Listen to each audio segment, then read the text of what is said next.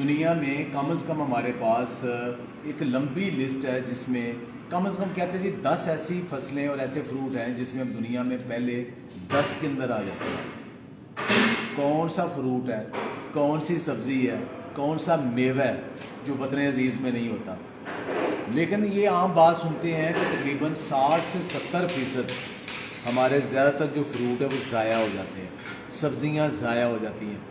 दुनिया भर में अब इसके लिए काम किया जाता है जिसको वैल्यू एडिशन कहते हैं, यानी सब्जियां फ्रूट को महफूज कैसे करना है एक्सपोर्ट के लिए, लोकल मार्केट के लिए और ज़िम्मेदार के लिए भी। और ये ज़रूरी नहीं कि टेक्नोलॉजी बहुत बड़ी बड़ी हो, ये एक ज़मींदार के लेवल की भी होती है, एक गांव के लेवल की भी होती है, एक कम्युनिटी के लेवल की भी होती है। उसके बाद बड़ी इंडस्ट्री होती है कि जो कि वैल्यू एडिशन करके, और ये कॉटेज इंडस्ट्री है जो छोटी छोटी शुरू करके फिर किसी मुल्क की रेवोल्यूशनाइज कर देते हैं। बहुत सारे मुल्कों में इन फ्रूट की ड्राइंग इंडस्ट्री ने, जैसे थाईलैंड हमारे पास एग्जांपल है, उन्होंने रेवोल्यूशनाइज कर दी है। अब वहाँ पे काम इतना ज़्यादा है, वर्कर इतने ज़्यादा नहीं है। तो हमारे यहाँ भी जितना फ्रूट, सब्जियाँ और ये मेवे पैदा होते हैं और फसलें पैदा होती हैं, उनकी अगर वैल्यू एडिशन करना शुरू कर दें हम प्रॉपरली, तो एक मिसाल आपको मैं दूँ कि हमारा 70 से 80% खुबानी ज़ाया हो जाती है, हमारी तकरीबन 90% चेरी ज़ाया हो जाती है। खजूर दुनिया के टॉप के पैदा करने वाले मुल्कों में है, लेकिन ज़्यादा खजूर सड़कों के ऊपर रोल जाती है, हम दुनिया को नहीं दिखा सकते। तो इसको करने के लिए बहुत खूबसूरत जो पाकिस्तान के अंदर एक इंडस्ट्री है वो पामीको इंडस्ट्री है, और पामीको इंडस्ट्री ने बेशुमार चीज़ें बनाई।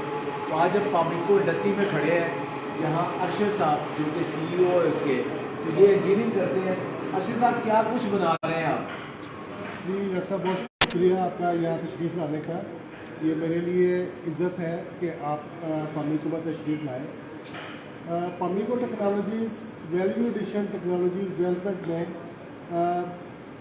काम इस तरीके से कर रही है कि हम इसको एक मिशन समझ रहे हैं। मिशन इसलिए कि हम देख रहे हैं कि हमारा फार्मर पैदावार तो लेता है, लेकिन उससे उसको उतना फ़ायदा नहीं मिलता, उसकी आमदनी नहीं बढ़ती, उसके हालात नहीं बदलते। ये हमारे लिए बिल्कुल एक बड़ा चैलेंज है कि पैदावार भी हो और आपकी आमदनी ना बढ़े।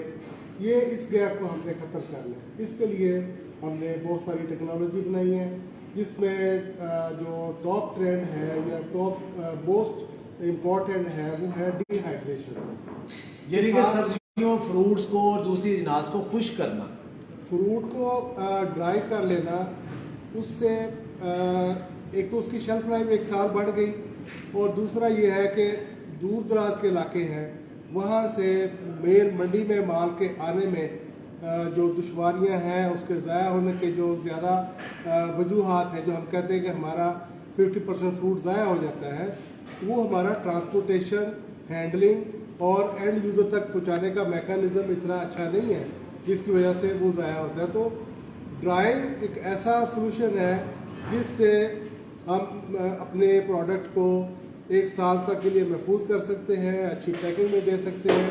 हम अपने मुल्क के दूसरे शहरों में ही नहीं, हम पूरी दुनिया में बेच सकते हैं। तो कौन कौन सी मुख्तलिफ टेक्निक्स आपसे बनाई? मसला ये क्या मशीन है?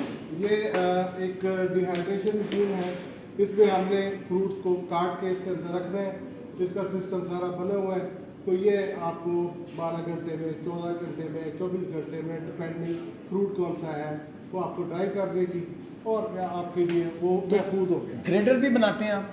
जी बिल्कुल, हम ग्रेडर बना के देते हैं। जैसे अभी कैनवा का ग्रेडर हम बना के दे रहे हैं, सीड कंपनियों के लिए मुख्तलिफ ग्रेडर बना के दे रहे हैं।